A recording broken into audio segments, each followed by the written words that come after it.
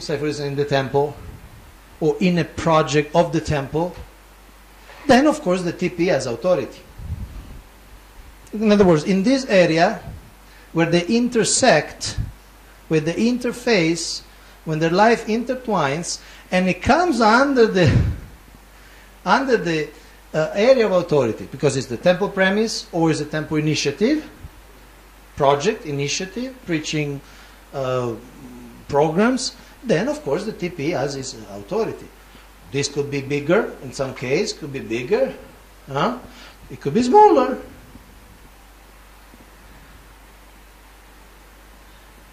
That's simply what that's my understanding. And because they're both adults, they'll establish the relation they want to establish. And because it's a free market, maybe he doesn't want to establish a very deep relation. Maybe he likes this other TP. Okay? He wants to establish more a relation with this TP. And he wants to support more this TP. Is it possible, right? Exactly. It's a personal thing. I give an example. We were talking about in the break. I was giving a data that Catholic Church in USA, the average donor, Catholic donor, gives money to 17 different Catholic projects. 17. Average. Some less, some more. So, I'm a Catholic Christian in Chicago. I give to 17 different entities. I may give to local church, because that's where I go. I give to the local church. I give to some African mission. I give directly to the Pope. I give to the seminary where they're training new priests. I give to a friend who actually have opened another church somewhere else. 17. Okay? And what can the local pastor do about that? Can he say, no, you cannot give to 17, you have to give one, and that one is me? Can he do that? Can he do that? He may try, but it won't work. Out of love. Takes a lot of love. Oh yeah, you can try. You can try. Okay. Because, sorry, this is what International Society for Krishna Consciousness is. One society, unity, but it's a multifaceted, multi-aspect society, multi-entity, multi-guru, multi-temple, multi-everything. Okay? And therefore, we are unity, we are in ISKCON, and we choose to associate and support whoever we want. The natural thing, the healthy thing, of course, you live in a place, you have a temple, 2 kilometers. Obviously, the healthy thing is to have, but it cannot be mandated. That's my point. You follow? That's a natural, healthy, desirable, and often is what happens, right? That's what generally happens. But we cannot legislate that because we're people. So when I sell my vegetarian shoes, I give the money to whoever I want. Mukunda Madhava Prabhu. In that system. Which system? The reality. The reality I'm describing. Yeah. So the relation between the IP and the Guru, we are completely separated from the ISKCON, whatever system or TP's authority or whatever. No. Because it's an ISKCON Guru. I didn't say exactly that. I said that his relation, first of all, is an ISKCON Guru. So to say that the disciple ISKCON disciple and the ISKCON guru have nothing to do with ISKCON, obviously, I mean, it would be hard to present it as a logical proposition. You know what I'm saying? So, I'm not saying there's nothing to do. I'm just saying that the relation between this person and that person, especially because he's a grihasta, living outside, I'm talking about grihasta, okay? Yeah. Because we're talking congregation. It does not come under the purview of the authority of the TP. That's all I say. I didn't say they have nothing to do. It's different. It's different. It does not come because, again, these are two people who chose to accept each other. Okay? Right? This is what happened, really. This person, this man, chose to accept this other man as his guru. And this man, the guru, has accepted to accept this other man as a disciple. Right? Yeah. Okay. So, the TP is a post. It's not a person. As I said, maybe in this case, in this particular case of IP, initiated Prabhu, in this case, again, maybe where he was initiated before even this TP came. Huh? And maybe after 2 years, this TP is in Hawaii. You follow? So I'm simply making the point that the relation doesn't come under the authority. In other words, it's not the TP. Say, for instance, the guru writes a letter to the disciple, and the TP has to read it first. You follow? Or the disciple send a letter to the guru, not the TP has to check.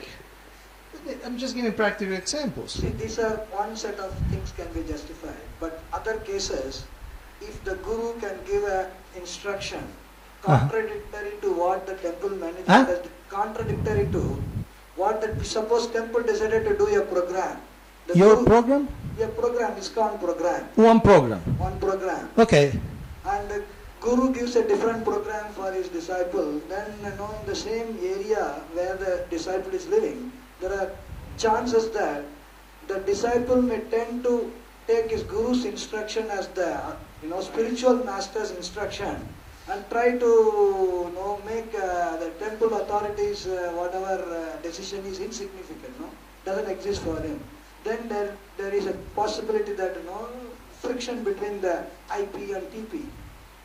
But I'm simply saying, I'm not saying that the project or the program of the TP, which I don't know really what you have in mind because you gave a very vague definition, general, program. I don't know what program you're talking about. Okay, the TP does a program. Food for life? Say food for life? Okay, let us say that this is Prabhupada marathon. Okay. All the temples engage in distributing books. Okay.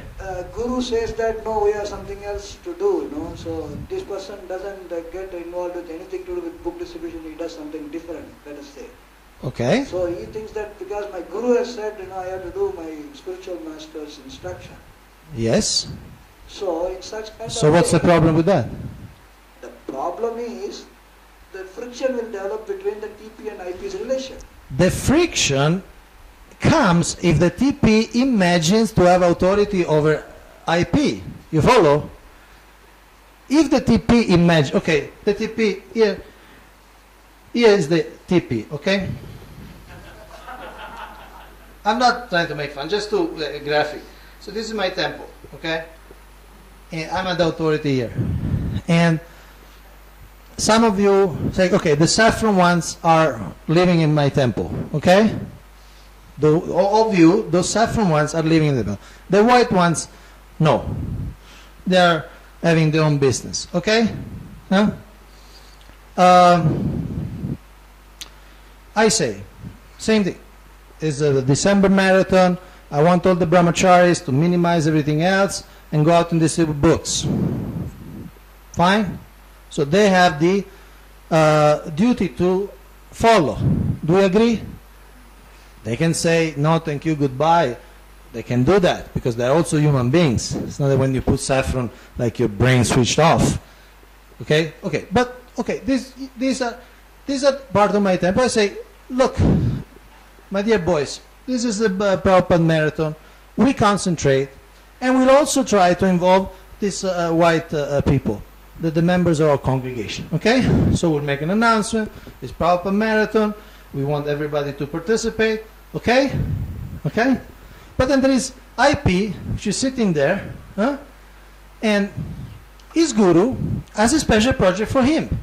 Now, let's assume that this guru is not crazy, okay? Let's assume, for argument's sake, okay? That the guru is not a nutcase. It's a normal, quite advanced senior devotee, okay? And the guru has a special project because he wants to have the Bhagavata, one canto of the Bhagavata, translated in Assamese, and the only disciple can do. He had already asked 3 years ago. He's working since 3 years. So they come to us, look, we want to really have this canto printed by Gopurnima or something. So the guru may say, they consult and say, well, to me it's more important that you finish this canto. Okay? So where is the friction? The friction is only if I, from the top of my temple asana, I think, no, IP is under me. Then the friction comes. But we're distributing books, right? Somebody has to translate these books, right? Otherwise, what are we going to distribute? So in this case, IP, that's his service. And he's doing with his guru, because my guru is involved with the BBT or something. Okay, and so for this marathon, he will not go out, he will keep doing, because that's what they mutually decided with the guru. What are my choices? My choices? I can start blasting him. You are independent, you are a separatist, you are a TP Aparadhi, and you are this and that. You know, Sadhu Ninda, this and that. Don't come anymore to the temple.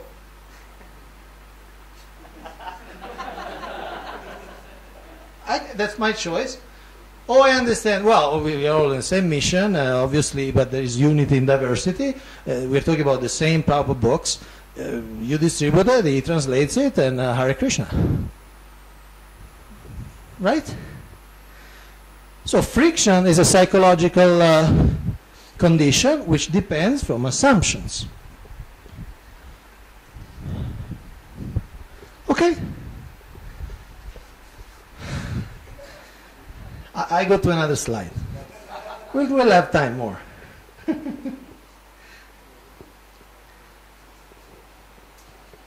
That's why this slideshow, and that's why Prabhupada was saying unity in diversity. Can you see this unity in diversity? Somebody does a service, somebody else does another service.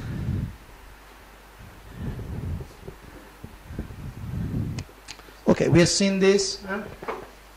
Okay, now for a change, GBC resolution 307 from 2008, jurisdiction of ISKCON centers. This is a statement, okay, GBC statement. Whereas ISKCON has grown into an organization with multifaceted preaching programs, where it may not be possible for a single temple or project to cover all preaching programs. Whereas the GBC would like to encourage ISKCON members' individual initiatives to preach. Resolve that multiple ISKCON entities can be accommodated in a particular city or geographical area. Such entities should work cooperatively with existing ISKCON temples and projects. Any concerns that arise in the course of expanding ISKCON preaching in this fashion should be worked out amongst the leaders of those projects and or by the zonal secretary or secretaries for that area.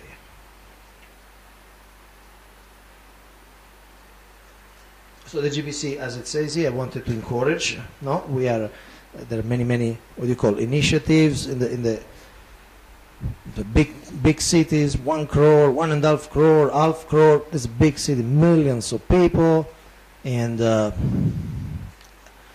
is a diversification, many devotees, different areas. So the GBC wants to encourage. This even talk about ISKCON initiative, so even more official ISKCON initiative. So they say, okay, cooperatively. Now the issue is that how do you translate cooperatively? You follow? Some people, in fact,